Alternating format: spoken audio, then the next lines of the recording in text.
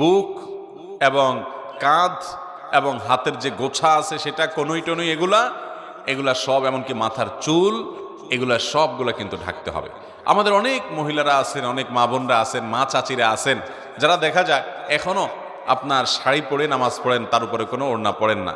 আপনি শাড়ি পরে নামাজ পড়েন, কিন্তু তার উপর আপনাকে একটা বড় ওড়না বা কিছু দিয়ে আপনার পুরো শরীরকে ঢাকার চেষ্টা করতে হবে। শুধু শাড়ি পরে নামাজ পড়লে আপনার হাতের কোনোই দেখা যাবে, আপনার পেট বা পিঠের বা কিংবা কাঁধের কিছু অংশ আপনার দেখা যেতে পারে, চুলগুলা বের হয়ে যেতে পারে।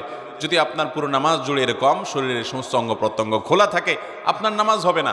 অনেক মহিলারা আছেন সারা জীবন নামাজ পড়েছেন, কিন্তু তাদের নামাজ হয় নাই।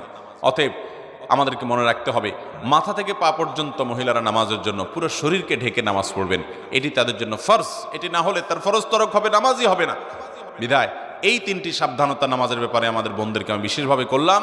আর যারা বয়সে অনেক তরুণী আছেন,